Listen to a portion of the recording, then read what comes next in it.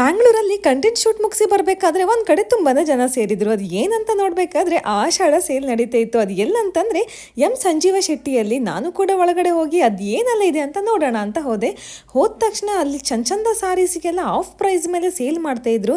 Discounts ಅಂತೂ ಎಲ್ಲ ಥರದ ಸಾರಿ ಮೇಲೆ ನಡೀತಾ ಇತ್ತು. ನೀವು ನೋಡ್ತಾ ಇರೋ ಸಾರೀಸ್ ಎಲ್ಲ ಪ್ರೈಸ್ನ ನೀವೇ ನೋಡ್ಕೋಬೋದು. ಇಷ್ಟೊಂದು ಕಮ್ಮಿ ಬೆಲೆಗೆ ಇಷ್ಟು ಚೆನ್ನಾಗಿರೋ ಸಾರಿ ಕೊಡ್ತಾ ಇರೋದನ್ನು ನೋಡಿ ನಾನು ನಮ್ಮ ಮನೆಯವ್ರಿಗೆ, ಅವ್ರಿಗೆ, ಇವ್ರಿಗೆ, ಮಿಕ್ಕಿದವ್ರಿಗೆ ಎಲ್ಲರಿಗೂ ಪರ್ಚೇಸ್ ಮಾಡ್ಕೊಂಡೆ. ಇನ್ನು ಸಿಂಪಲ್ ಸಾರೀಸ್ ಇಂದ ಹಿಡಿದು ಕಾಟನ್ ಸಾರೀಸ್ ಹಿಡಿದು ಹಾಗೆ ವರಮಹಾಲಕ್ಷ್ಮಿ, ಗಣೇಶ ಚತುರ್ಥಿ ಯಾವುದೇ ತರ ಫೆಸ್ಟಿವಲ್ ಬಂದ್ರೂ ಎಲ್ಲ ತರದ ವೆರೈಟಿ ಸಾರಿಗೆ ಹೊಸ ಹೊಸ ಕಾಂಬಿನೇಷನ್ ಬರುವಂತಹ ಬಾರ್ಡರ್ಸ್ ಆಗಿರ್ಬೋದು, ಕಲರ್ಸ್ ಆಗಿರ್ಬೋದು ಎಲ್ಲನೂ ಅವೈಲೇಬಲ್ ಇತ್ತು.